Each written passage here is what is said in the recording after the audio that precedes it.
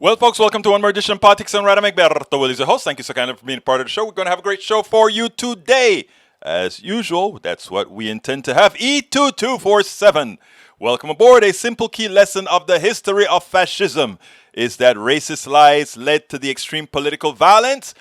E2247 also says a simple key lesson of the history of fascism. Or rather, not all news is created equal. In particular, political economic news must be fact-checked more than any other news. Absolutely so. Welcome aboard, Jessica Taylor. Welcome to the show.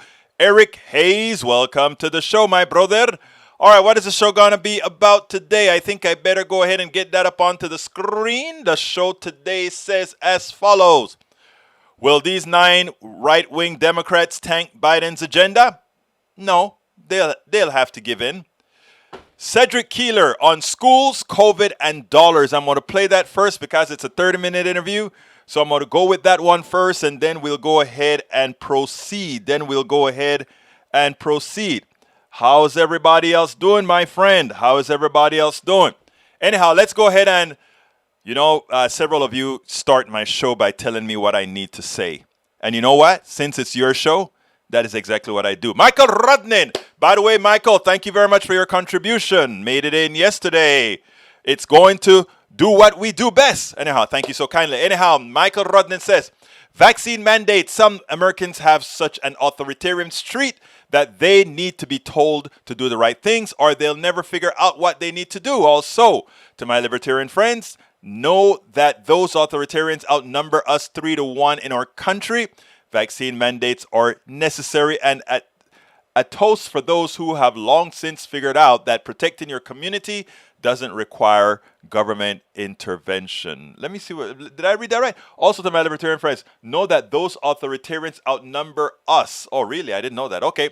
Egberto, mind putting this on the screen? You always have something on the screen for me, but in this case, I think I'll do it for, what in this case? Always put your darn thing on the screen, buddy. There you go. My pillow guy, Mike Lindell, says August 13 is the date that Donald Trump will be reinstated. Do you know what else is on August 13? National Kool-Aid Day. For the real, it's the second Friday in August every year. You can't make this up. But guess what, Michael? I got a joke for you, brother. Because that was on my... I wrote this morning. Check what I wrote this morning. At what time is Biden supposed to turn over the presidency to Trump today? How long will his folks continue to get played? The problem is with his folks getting played, it's bringing down a whole lot of people. Viruses don't know borders. Pero ¿qué vamos a hacer, mujer? ¿Qué vamos a hacer? Okay, Berto, mind putting that up. They are so used to it that they... Para ver, I'll go ahead and change that.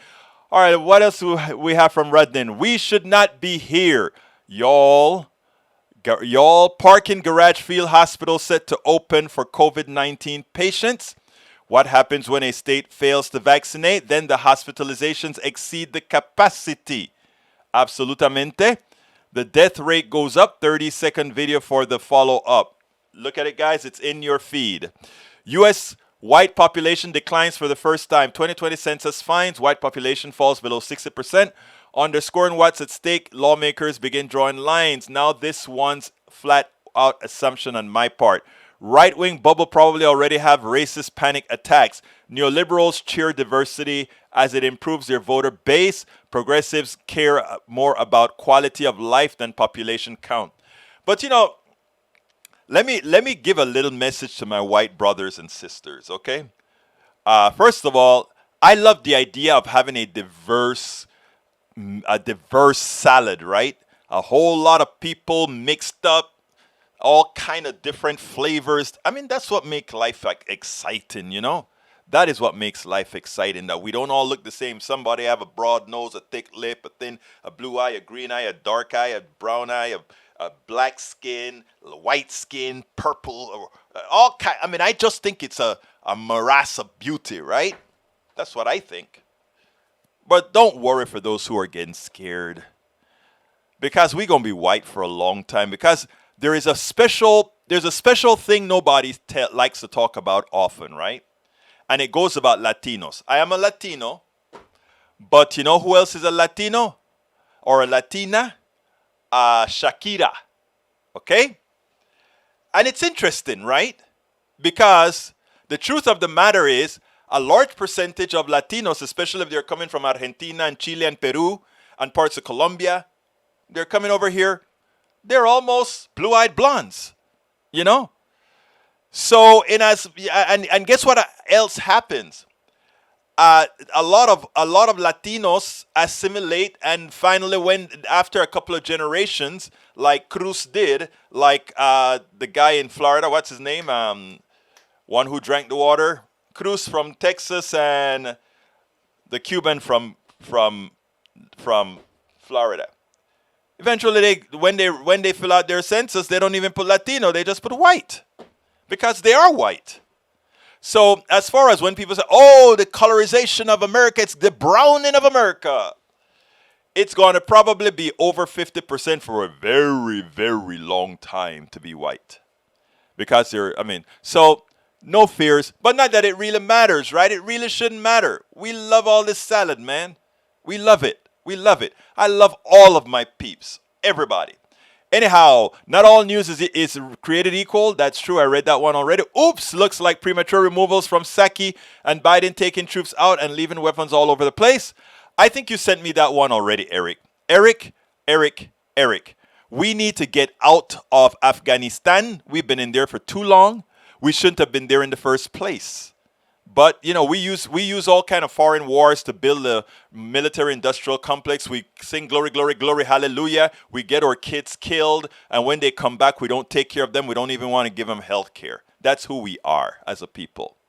We don't take care of our own. We just sing glory, glory, hallelujah, and everything goes to the plutocracy. John Gornick, hello from Portland. How you doing, my dear John? Welcome aboard Politics Around Breach. MCP, the leader of the PDR Posse. Let's see what else we got here. You must believe me because I have the habit. It is a system of my life of always and everywhere saying the truth. Mussolini, 1924. I didn't know he said that. All right, Michael Rodnan says, glad the bill is in the mail. No, I got it, my dear brother. Thank you so kindly. You're a good guy. I got it, and it's already placed in a particular fund, brother. And it's the one that's going to Washington, D.C. for, guess what? Netroots Nation. Yours truly is on Radio Row. They're only having it in one hotel right now, as opposed to we used to have a whole bunch of hotels and so forth. So they're doing half of it online, but they select different organizations to be on Radio Row, and yours truly made the cut. Thank you so kindly to all of you guys. So we will be on Radio Row for Netroots Nation, the largest progressive conglomeration there is, or gathering that there is in the country. All right, let's see. What else we got here? Who else coming in? Eric says, Michael, the Democrats love telling people what to do. This is a government you love and so forth. No, that's not true. Who is it that tells people what they can and cannot do? Come on now. Bruce Pollard, Houston, we have a problem. Webster's defines politics as the art of science of government, the art of science concerned with guiding or influencing government policy, the art or science concerned with winning and holding control over a government. Good one, Bruce. Very often, art and science disagree, so we are doomed. Come on, Bruce. Be positive, man. Be positive. All right, Daniel Ledo, my favorite conservative. I'm not conservative. I'm sorry. My favorite right-winger. How is it possible for someone like Egberto to be obsessed with race yet claim to not be a racist? Oh, my God. No, I'm not. Like I said, it's impossible for me to be a racist given who I am and who my families are. So please, chill, brother, chill. I am not. But in America, we talk race a lot. I don't believe there is a race, but since we talk race, like I said, I go to where people are, not where I think they're supposed to be. Rubio! Thank you, John Gornick, for reminding me. Marco Rubio. I forgot his name. John Cotter is in the house. Welcome aboard, John, and thank you for reminding me, Cotter. Yvette Avery Herod is also in the house, a part of the PDR Posse, our union person. All right, who cares? It's a big melting pot, which makes the whole of America better and interesting. That's why I love you, Eric. Another one of my good conservatives. Look here, Eric. Let me tell you, though, I don't like the word melting pot. Thank you, Robert Neller, for telling me, Ruby, also. I don't like the word melting pot. I like a salad. In Panama, we talk about it, la salsa. Bailamos la salsa. We dance the salsa. Salsa means you can melt things together, or you can have things just mixed up, right? Melting pot means I don't get to go ahead and say I want my Greek restaurant, I want my Italian restaurant, I want all these different things. I like to have them in mixed flavor, one flavor, two flavors, everything. That's just me though, you know. So melting pot, I don't particularly like melting pot. I like salad, you know, because salads include a melting pot, I guess. Anyhow, whatever. Rodnan says the U.S. become minority while in 2045. I read that. I actually wrote an article on that. Tom C says a lot of Latinx are conservatives too. Yes, they are. Yes, they are. And by the way, Latinx, Latino, which is correct. I like Latino. You like Latinx. What can I say? The Duck That Quacks, welcome aboard. John Smith, welcome aboard. Duck That Quacks says standard military practice is to destroy any equipment before leaving the battlefield, not allowing the enemy to capture it. True. John Smith says the VA, a single payer healthcare system, totally sucks and doesn't take care of veterans away. It should not true at all. The VA system is overtaxed. It's not invested enough into it. But once you get in, it offers some of the best doctors. It also offers great care. Please do not. Those are great doctors that we, the people, produce. We pay for them to go to school. We pay for them to take care of the people. And they do a very good job. Those are soldier doctors, and they are great, John Smith. Daniel Ledose, the guy who constantly claims to love humanity is just fine with leaving Afghanistan, women and children being enslaved. No, that's not it at all. That's not it at all. But if I were to be practical, I would want to go into the Sudan. I'll want to go into Eritrea. I'll want to go into Mozambique. I'll want to go into all these other places. We can't do it. We cannot. We cannot. We cannot. Agree, John. Get the reps to start working with the Dems. All right. John Smith says Democrats love telling people what to do all the time. No, we don't. We're not the one telling women what to do with their bodies. We're not the ones telling people how they should worship. We're not the ones telling people what they can and cannot be in life. We are not the ones telling them how God wants them to live. That's not us. Thank you. Remember, projection sometimes is an interesting thing. But don't worry, I don't think that is anyone's particular fault. That is idealization. Anyhow, Lauren Sims, welcome aboard. Alicia, what's up, is what Alicia says. Egberto judges people based on race only. That is racist. That is not true. I judge people on who they are, what they do, and what they say. Period. Punto y final. Eric Hayes, melting pot is like a good stew. Well, you know what? Hayes, I'm going to stop arguing the point. I give it to you, brother. I give it to you, brother. I give it to you. All right, I need to get to the show. I need to get to this to my brother right now. John Gornick, salads can be made with different ingredients, just like different peoples of the world we live in. And many salads are quite tasty. I think all salads are quite tasty. Veteran and have experience in VA in many places. I know how much it sucks. And also, I have a lot of relatives in the VA. Now, there are areas that it sucks, mainly in the rural areas. I don't know if you're talking about a rural area, John Smith, or not, but we should talk, and we should talk about Medicare for all, for everybody. But anyhow, let's get busy and bring brother Sedrick Keeler. Welcome to one more edition of Politics Done Right. I'm Egberto Willies, your host. Today we have special guest, Sedrick A. Keeler. He's an educator, community, and marketing strategist who partners with CEOs, executives, and entrepreneurs to grow their personal and professional brands, human to human. After spending over a decade working in education and public speaking for a reputable brand, for actually reputable brands and startups. Sedrick is the author of You Are Powerful and the host of the show Conscious Mindsets on KPFT 90.1 FM Houston and his own internet domain. Sedrick Keeler, also known as Sed, welcome to Politics Done Right, my friend. Thank you. This is the epitome of excellence and political discussion and debate, and it's an honor, a privilege, pleasure to be on the platform again. I hope all is well with you and your family in these very challenging and difficult times. All is well, and I trust the same is well with you as well, my friend. Yes, sir. Yes, sir. Yes, sir. And we have a great conversation to get involved in, as you know, and you talked about it ad nauseum so eloquently and articulately, the changes and transformations that have happened in our society, courtesy of this worldwide pandemic. And as we see the Delta variant and other variants I've seen just come out recently, ravage our society, cases in the hundreds of thousands, things we haven't seen since early February at the beginning of the Biden administration. And then we've seen these things transpire all the while we're getting ready and prepared to send our most precious resources, our children, our K through 12, all the way to our collegiate and university students. Will be going through the hallowed halls of education with uncertainty maybe never before seen in the history of this country, at least going back to World War II. And we as educators, those of us who are on the front line working with students, are excited and definitely encouraged. But there is some anxiety and some fear and some uncertainty. So I'm happy to talk about those things with you today.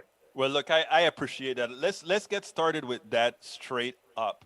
Right now, there are a lot of parents that are hesitant about sending their kids to school. We know that with the package, the rescue package that was sent from the federal government, that a lot of monies should have gotten to the schools so that they could effect changes in ventilation, changes in vaccination, changing in all these particular issues to really ensure that our kids, when they get back to school, they're in a, is they are in a safe a condition as they possibly could. As an educator, as a professor out there, are you seeing these dollars get into the places necessary so that parents will feel safe that their kids are in a good space?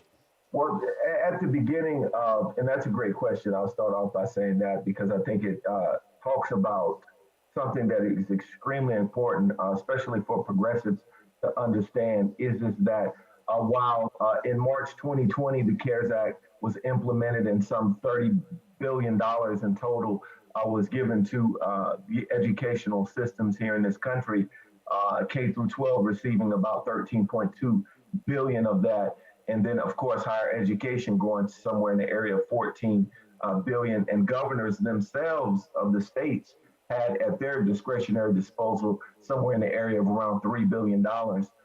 The thing is that these states, they had full autonomy in many instances and degrees to be able to control how those resources were distributed and how they were dispersed to local municipalities and school districts. And as you know, school districts have a great impact upon not only the educational dynamic that exists in our society, but also our property tax and the overall wealth and well-being in our society. Because as you know, our system is set up based on property taxes. Right. So those local environments that are thriving and that have some level of liquidity are able to have increased and advanced abundance of opportunities and resources at their schools, which consequently increases the property that's in those environments. So I say all of those things just to say that there's a corollary connection, and it's connected in a way in which we have to begin to analyze and understand. But to directly answer your question, we've seen, as in the state of Texas, we've seen that those funds have been haggled and have been lagging. So, as the Secretary of Education just said in a briefing just yesterday, we've given out the resources. We know that the CDC and other institutions have put forth the proper PPE and the proper social distancing and the proper understandings that we need to use and utilize on our particulars and in the classrooms. But what has happened, courtesy, especially in Republican states, is that these state governments and these governors are not only holding their discretionary funds, but they're also holding the funds that were specifically designed to be held, to be autonomously dealt with by the school districts. And that has had an amazingly adverse effect upon these institutions. Now, just in the state of Texas, to give you an example where we are, we know that the Tier 3 funding or the ESSER funding for Tier 3 was recently released. And that has helped schools be able to not only increase the salaries of teachers, but specifically putting in that PPE that is essential to keeping our kids safe. Now, the issue with that is that some of the other tiers of fundings have still yet to be given, and we're talking about $18 billion, brother Willie. And I think that that is not only something that we as a constituents and citizenry should be alarmed and appalled by, but specifically as educators, we need to organize and bring more and greater attention to this because I'll close with this, and I think it's important. I just brought up the CARES Act, which was done in 2020, and some of those funds have yet to be fully divested and dispersed to the particulars that are involved. But there was 82 billion, and then other billions that have been given since the Biden administration took over.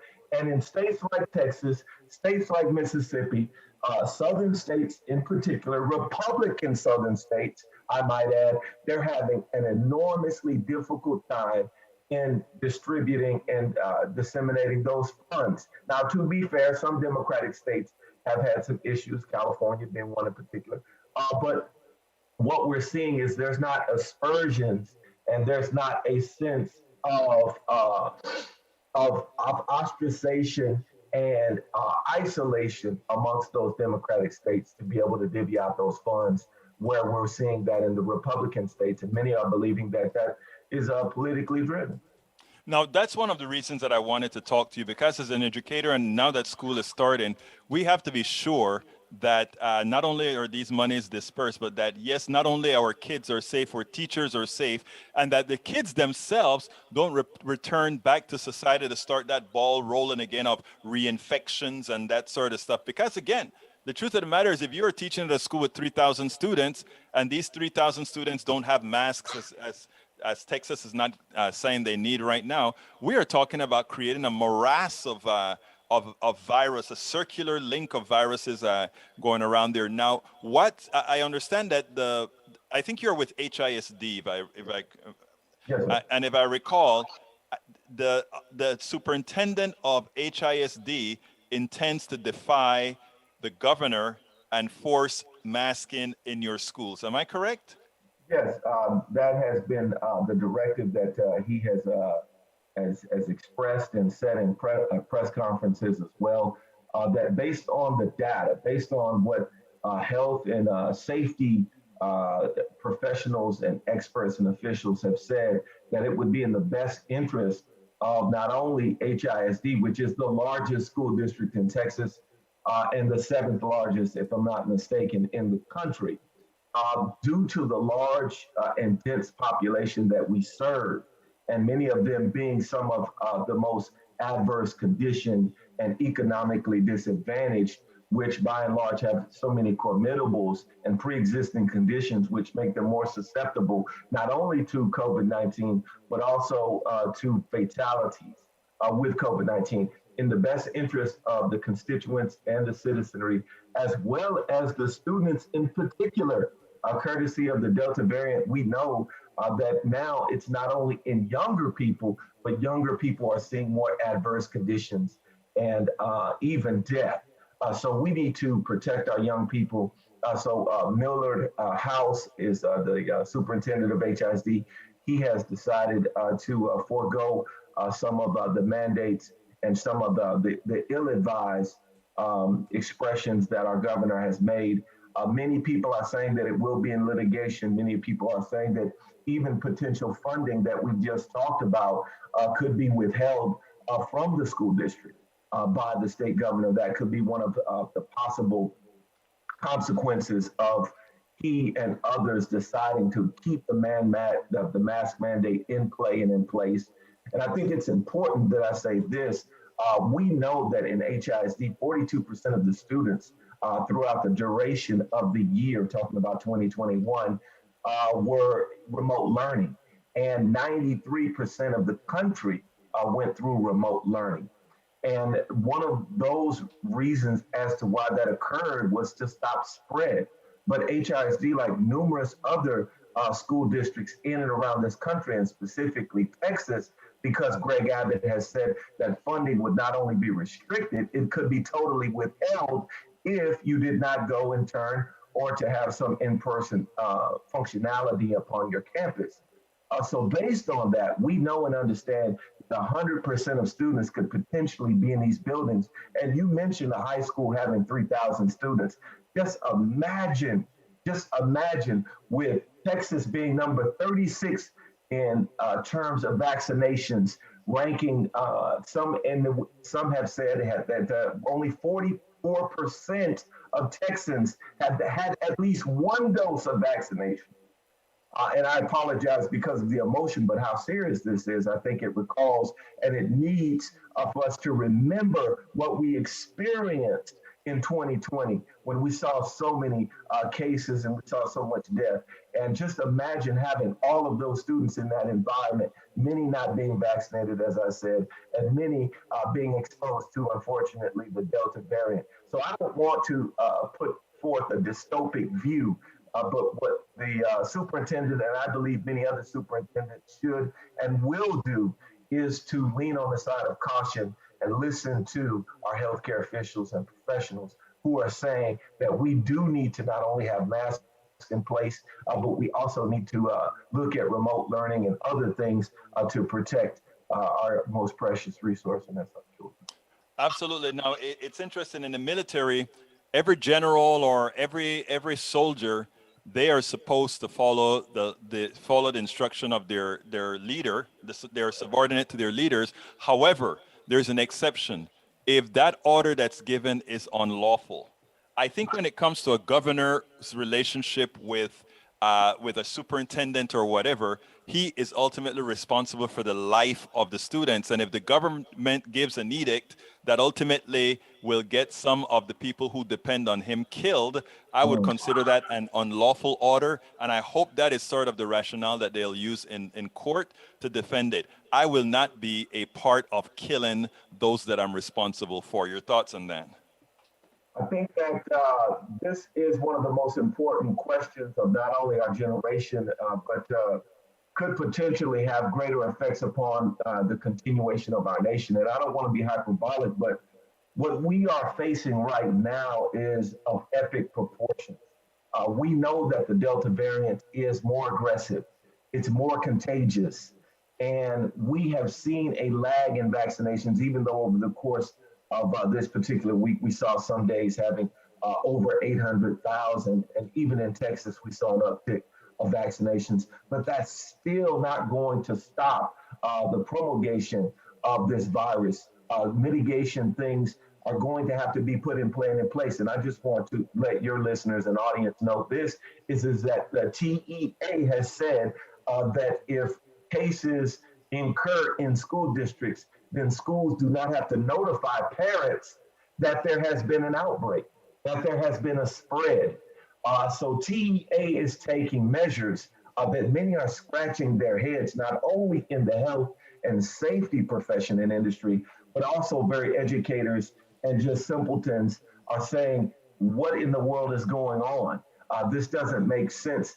This spits in the face of caution because of how dangerous and derelict some of the edicts are coming from TEA. And many believe that this is through the coordination of Governor Greg Abbott. And there are other states that are putting forth this same kind of ill-advised policy of not identifying through contact tracing where the virus has been, who has been contacted with the virus, and potentially notifying others of these occurrences and making that mandated, stipulated, and accounted for through data and data that is concise and precise. But no, we're just going to allow, this whole moniker, a euphemism for irresponsibility by saying personal freedoms. No, we should all have the information, which hopefully will make us more free and more capable to make a choice that will be in the best will and goodwill of all. So what we're saying in simple terms, and I've talked to numerous instructors, I've even talked to some of the federations off record, and they're saying that they're extremely worried and concerned about all of these things that are occurring because unfortunately, and this is the reason why your platform is so important and other independent media platforms are so important, is because there's not been enough discussion about these policies. And these policies have real life implications. I know you, brother, have a daughter who has been in collegiate environments. And just imagine if someone came in there and had the virus, God forbid, there was a spread, people got sick, they got exposed to it, and TEA, just imagine the sanctioning body of the university said, no, you don't have to tell anyone this happens. If that student does want to stay out of school 10 days, they can use those 10 days to remote learn. We need real clear cut guidelines and we need a chain of command and also a response from the citizenry that lets our elected officials know that we are not going to be guinea pigs, nor are we going to be let out to slaughter based on someone trying to fit into the narrative of a former and disgraced president. And we need to stand up as a citizenry, as instructors, and as just human beings to protect other human beings' lives because this is very serious. And however people feel about vaccination, non-vaccination, what we must begin to do is to protect ourselves and to do that. And the data supports this, brother Willie, that contact tracing works, that mask wearing works, and that when we work together to provide not only the PPE, not only the funding, but we also incorporate numerous technologies like remote learning and also other interventions that must be done because of the gaps that students have incurred. And hopefully, we'll have an opportunity to talk about some of that as well, because it's critically important that we don't just allow bad policy to get away with creating bad predicaments that ultimately in the future we are all going to have to face the negative consequences due to our inactivity, due to our inability to participate and engage in important dialogue and hopefully in creating important policy that must be made. So I'll say this and definitely close for you to interject. It's extremely important for those out there to understand that there is funding and that funding is there to ensure that not only is the PPE there, but that it is being used and utilized effectively, along with the increased educational opportunities that must be provided based on the gaps and based on enduring 17 months of a pandemic. We must begin to not only ensure that those funds and those resources are given to the proper and appropriate entities, but we also must make sure that there are measures in play and in place to address the gross inequalities in other areas. Why do I say that? Because the state of Texas, seeing this coronavirus splurge and expansion, is in direct correlation to their unwillingness to expand Medicaid, Medicare. And I think it's extremely important that we connect the dots and say that so people understand that this is not just a happenstance, but this is a dereliction of duties and it's Um, an inability to protect our citizens. it is important that you brought that up. It's very important because you brought up two new issues here that I think is very important. One is that yes, with the governor's dereliction of duty by not looking out for the welfare of the students, etc., that is extremely that's horrendous.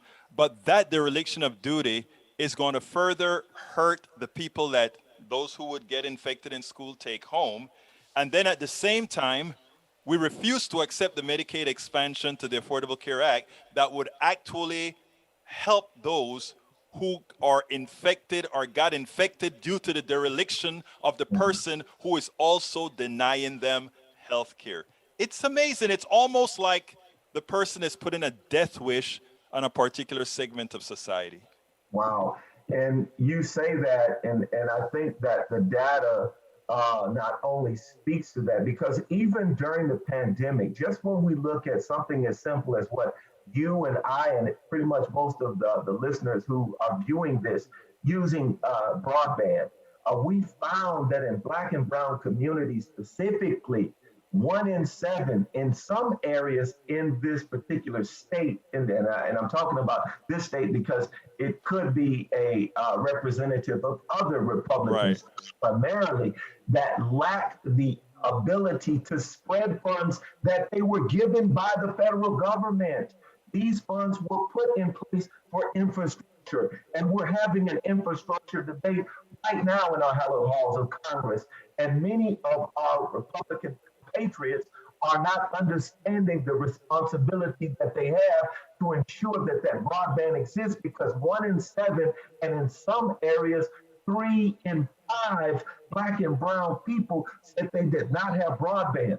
They did not have access to internet. They did not have the ability to give their children equipment that was vital to use and utilize the technology of the 21st century learner. And because of that, we have seen, and this is based on statistical data provided by TEA. They've said this year in particular, 22% of Texan students, of students in Texas, are at least 2 grades behind. Normally, historically, that's only been about 4% every year. So just in that one statistic alone, we've seen an exacerbation of the gap. We've seen academic inefficiency, and it's predicated and primarily based on the deficiency of leadership.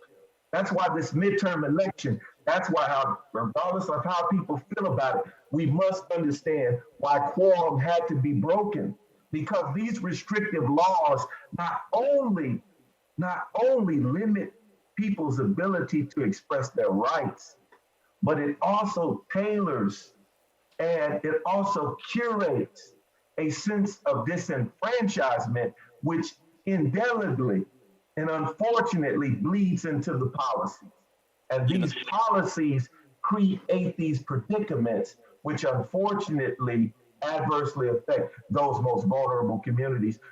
So that's why I'm so happy to be having this conversation about this information because just last March, $168 billion was provided by the American Rescue Plan. That's enough money to handle the situations in which we're talking and facing and faced with if we had the kinds of leadership, I'll just say it that way, that would put aside the colors of faces and the critical theories of race and start doing what's important for the constituents in this wonderful land and place we call America. Cedric, one of the other things that I have to say is that I think, first of all, none of this is by design. Or rather, I'm sorry, all of this is by design. That's their intent, okay? And I think you get an educated populace. An educated populace is dangerous for republicanism because republicanism is not for the populace in general. So the best that you could, what you have to offer is make sure they remain uneducated. Now, that said, one of the important things that we have to do, and you brought up the election of 2022, is we have to articulate this not only on the mainstream media, on programs like mine, on independent media, but we have to be out there with programs like you have with the conscious mindset and the other places that you hang out, and always keep this at the forefront. Now, we're at the end of our time. So what I want to ask you is what I always ask you. Give me a commentary for our audience that we should have talked about, but that we didn't necessarily get to. Absolutely. And thank you, brother. You are a phenomenal phenomenality of magnificence. And I think that this is the commentary that we need to talk about is supporting independent media entities. Because unfortunately, the mainstream entities are talking about he said, she said, who's fighting with this, doing this kind of novelty carnival like reporting when we need to be discussing the things that are most apropos and important.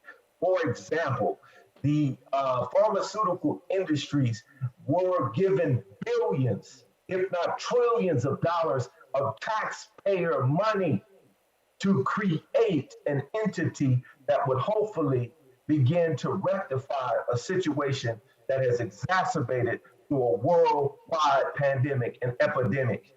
And They used these resources. They were given tax abatements and anything you can imagine to support their efforts. And now they won't relinquish the patents so that other countries can begin to have vaccines. COVAX said that they were going to reach 190 countries. They've only done 138. And I'm not disparaging 138, but I'm saying that they need to be doing more. And we need to be doing more to help them. Only 15% of the undeveloped world is vaccinated. And the reason why I'm bringing this up is because these variants will continue to proliferate in and around the world, affecting the United States. We can no longer have the tribalism and the nativism of the Trump administration, and we have to begin to look at this with a global lens. As we understand, we are global individuals. That's what we tell our kids, to be global learners. And we must become aware and capable of the importance of how we need to get an understanding of things. And that comes courtesy of information. And there's a reason why I bring it up specifically, is because these patents, they are now beginning to use and utilize for profit. They are selling to developed countries the dosage for $25 to $42. And this is taxpayer driven money. And I think it's important to bring this up, is because our politicians need to begin to put forth the legislation and the policy that can begin to make this something of a public trust rather than a private exploitation, which continues on the oligarchic structures of mayhem and madness. Now, I'll close with this because I think it's important, and I think you've talked about it ad nauseam. We must talk about how the banks have used and utilized people and exploited people in a way in which never imagined. And that is insane to say when you think about how much dereliction and foolishness banks have done. The reason why I bring this up is it's somewhere in the area of $12.4 billion to $32 billion on overdraft and overcharges during a pandemic, my brother. During a pandemic, and it primarily affected Black and brown vulnerable communities. And Elizabeth Warren, maybe someone that you have an affinity for. If you probably don't even know, I know you probably know her. But the thing is, she asked a question. She said, you were given by federal regulators the opportunity and the ability to not be charged overdrafts for your loans, talking about the banks particularly. And they were given other incentives to create business and to seek out and obtain a profit. Did you give them, talking about your clients, did you give them the consideration that the federal regulators told you to give, which is to not charge them? Jamie Dixon, CEO of Chase, said, no, we did not. We will not. And that is something that we need to begin to focus on so that we can understand how to address these issues, take those funds, and then divert them into education, into mandating that we get the kinds of PACs, the kinds of lobbyists that will begin to put forth pressure on politicians not to put in bills that are going to restrict educational funds. I'll say this because I think it's important. There is a House Bill 15 in the state of Texas, that is going to force some of these local municipalities and school districts to not use all the funds for 3 to 4 years.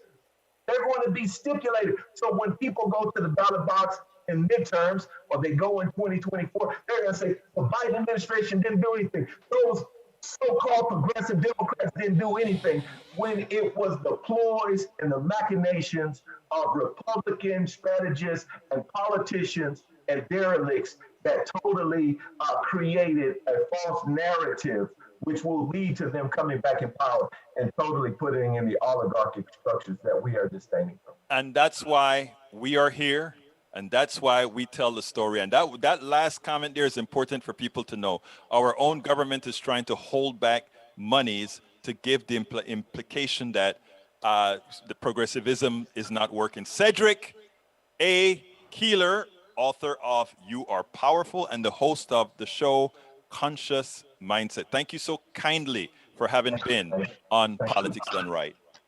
My pleasure. Anyhow, folks, there is the thing from Bridge MCP, our kids, our choice. All right. Anyhow, I think that's what you wanted me to put up. Anyhow, folks, please, those of you that are just coming in, welcome Hi Coop 333. Welcome Daniel Ledo. Welcome Linda Joe Kessinger. Welcome Carl Cox. Roberto Luis me está llamando de Santa Lucia. Roberto is having fun in St. Lucia. I hope you're having fun. Hey, have some of all that good ackee for me and that good food, brother. You know we love our good Caribbean salt fish and ackee, and I know they have that in Santa Lucia as well. So enjoy it, brother. Enjoy it, enjoy it, enjoy it. Anyhow, let's see. Before I forget, please, if you are on YouTube, click on that join button. Become a part of the PDR posse by joining our YouTube membership. Click on that join button. We do need you. We need 1,000. We're up to 300. Please, other ways of supporting us, go to politicsandright.com/support. Politicsandright.com/support. That gives you several ways in which to support us. Now, as on our screen, by the way, for those of you looking at the PDR posse, remember that our own Bridge MCP designed our PDR Posse cup, and there are some of the folks that are drinking and who got the cups, and they're playing with the cups right now. Please remember to consider going to our store. You can get all our t-shirts either in the rack on YouTube, or you can go directly to our store, politicsandright.com/store, politicsandright.com/store, or you can go get our books at either a store at politicsandright.com/books. politicsandright.com/books. Anyhow, let's see what else. Linda Joe Kessinger says, good interview, Egberto. Thank you so kindly. The narratives we get today are just gossip, no facts. That's why we have Politics and Right, because you guys are an integral part of Politics and Right, and you don't let me just do gossip. You're gonna force me to work, and that's what it's all about. And Hi Coop 333 says, join the posse, it's worth it. So click on that join button. If you join right now, I'll put you on the screen, whether you join or otherwise. But you can also go to politicsandright.com/support, politicsandright.com/support, to give us to support the project. Anyhow, very passionate, good interview according to Breach MCP. Stepping out early. Rodnin couldn't take the little bit of distortion. I couldn't help it, though. I couldn't help it. All right, Egberto, no matter how much education you have, a lack of common sense makes you an ignorant fool. COVID-19 vaccine, denial of infrastructure repairs, denial of universal care, prove it. I hear you, man, but I try to go where people are. You work even when we can't hear you, yet we are here. That is because you guys are simply wonderful. Like I always say, I have the best audience. I always say that. I have a diverse audience. And I don't know, I'm talking about in every form of diversity. I've got me Republicans, Democrats, conservatives, right-wingers, liberals, everybody. Because that's what it's all about. We're still occupying the same country. You know, I was going to talk about the 9 Democrats. I'm just going to make a little statement about it. And it goes as follows. There are 9 Democrats who want Nancy Pelosi to bring the bill that the Senate passed. Because remember, that bill that the Senate passed, it was done in Hey, John Gornick, thank you so kindly for becoming our newest member of the PDR posse. And when that occurs, I stop everything that I'm doing to salute you. And why do I do that? I always show my appreciation for you becoming a new member. So in the meantime, as I'm talking about the 9 Democrats that are trying to, what is the word that I want to use? They're not really trying to sabotage the system. That's not what they're trying to do. They are simply scared about losing their election because they believe they are in a marginal district. Okay? That's what they believe. And they believe by somehow people are going to think that $3.5 trillion is too much. I want all of us to help our friends. Help our friends. First of all of this is occurring over about 10 years or so. It's occurring over 10 years or so. All right? Thank you, John Gornick. You are on the screen right now, my friend. All of this is occurring over 10 years. So it's not a lot of money over 10 years. The $3.5 trillion for one and another $500 billion for the other. But we have so neglected. KC Gibbs, thank you so kindly for becoming also our latest member. And I've got to do this real quickly to get you there because we are going to put you on as part of our PDR posse. Let's go, KK. There we go. Anyway, so they're scared. But all of you here at PDR in Politics Done Right, it's important for you to tell our folks what we all learn here together. And what do we learn here together? We have been lied to. Okay?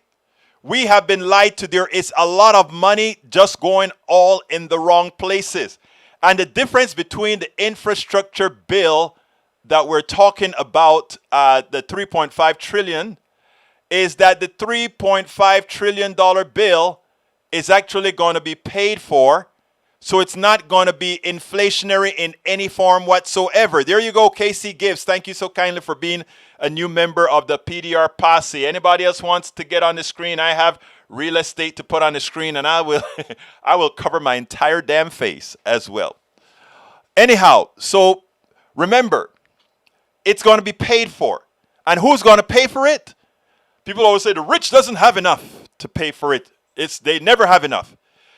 That is the biggest misinformation that you can have out there. Americans do not understand the amount that we have been pilfered over the decades. And they don't understand the true wealth disparity because of the way we hide money. Income versus capital. Rich people don't have income at all or very little. They have capital ever growing, expanding. And if you take a look at what the first, look, the numbers are excessive. There is enough money to do everything that we want to do many times over, will cause no inflation. In fact, would create circulatory motion in our economics that would make it a much better place. According to John Cotter, if the rich have enough to play space pilot, they have plenty to pay their fair share. Absolutely. KC Gibbs, thanks. Glad to be here. I really appreciate you being here, KC. John Gornick as well for becoming our two newest members. Gracie Allen, the money the wealthy have is astronomical. And you know, what I need to do is I need to create a graph that can be easily placed on the screen for people to understand how obscene it is. We have been, for the last 40 years, when we moved from a 90% tax, a 70% tax rate under Reagan to now, Americans just cannot understand the accumulation of wealth by a few. They just don't. And it is really, you know, I was watching a piece by Richard Wolff today. And Richard Wolff was explaining why we all have easy credit now. You know, everybody have a lot of credit. A lot of people can get a $10,000 credit card, max it out, get another $10,000 credit card, max it out. Because the industrialists, the powers that be understood one thing. And this is one thing that was great. But before I say this, I have to hit Ledo. Ledo says, seriously, I have never heard such unashamed line like we hear from Egberto. Surely he must believe he is telling the truth. Nobody is so evil as to intentionally lie day after day. I ask Brother Ledo every single time that he calls me a liar. I love you, Ledo, still. Don't worry. I really do. You know I do. Actually, you do know I do. We talk on the last... Let's have a conversation with Egberto. You know I don't hold grudges or ill feelings to anybody. But Ledo, when you call me a liar, you have to do me a favor. You have to give me the specific thing that I am lying about so that I can defend myself in front of all of us. We're a community together. Give me a chance to defend myself if you think I am a liar. Okay? Please do. Please do. I am more than happy to defend everything that I said. Now, when I talk about the plan for the $3.5 trillion being paid for, it is an absolute fact that is the intent. Whether they get there, I don't know. But we'll try. Because based on what we want to tax, we if all the Democrats came together and appropriately taxed the trillions we're talking about, it's more than paid for. In fact, we could even pay for the other one, the bipartisan one as well. We could. The money is there. Again, Daniel Ado, tell me I'm lying on what I'm lying, and then I'll bring the numbers to show you what I'm talking about. It's that simple. It is very simple. I promise you. I promise you. Anyhow, folks, we have 2 more minutes. Anybody else? Let's see. While I don't never have specific examples, because he knows I'm not lying. Deep in his heart, he knows I'm not lying. But to agree with me would mean he has to realize that many of the concepts that he believes in isn't true. And you know what I say? It's hard to get there. And that's why I always talk about we need to give everybody a space to land. A space to land. In other words, my right-wing friends, I'm not trying to beat up on my right-wing friends and say you are all wrong, because, I'm wrong on certain things. And if somebody tells me I'm wrong and they've proved me wrong, I co-opt to it. And sometimes, I tell you what works great. Sometimes. I used to be in Starbucks all of the times, and my right-wing friends will come in and we'll have good conversation all of the times. All the time. And I would always pray that there is some mistake that I made in a statement that I said, so that I could co-opt to the statement, however not intentioned, that I made. Because that almost gives a landing space for that person to change their mind as well. When they see that I'm not trying to be evil or anything like that. So that is what. So if you're going to call somebody a liar, at least let them know why. Okay, Roberto Luis says, yes, Egberto, I was just going to tell you that. Totally, I agree. If you can put up a chart, or growth of money, and I tell you what, I'm going to get that. There's a specific chart I want to show. May Wood, you're late, May. You're here just when we're leaving, May. I got to get out of here. Anyhow, folks, please consider again getting our books. Go to politicsdoneright.com/books, please. politicsdoneright.com/books. That is how we keep this on air. I'm just telling you straight up. We keep this on air by having several streams of income. They are my books. They are my things like the cups that Bridge MCP designed and other things. Things like my those things that you see on YouTube that you can purchase. Those T-shirts. I get a little cut off of those T-shirts whenever they're purchased. And where else do I get? I have like 5 different streams. And those who become Patreons. So that is what independent media is all about. Independent media is saying you are the ones supporting us to just tell you the truth. Nothing more, nothing less. And every now and then, if I make a mistake and you guys find it, I correct it. No, we call it a day. Look, my name is Egberto Willies. This is Politics Done Right, and you know how I end this baby. I am what? Out! We spend a lot of time deconstructing the news, trying to parse it into a form that everybody can understand. We try to find those little nitpicks where it flies above the fray, etc. If you really like these videos that we do, I want to ask a big favor. Please go ahead, number 1, subscribe to our channel, and number 2, please join if you can. Thank you so kindly for watching. Keep watching. Please remember to share. We must populate the entire internet with our progressive message, a message that we know is what most Americans say that they want. So help us, please join.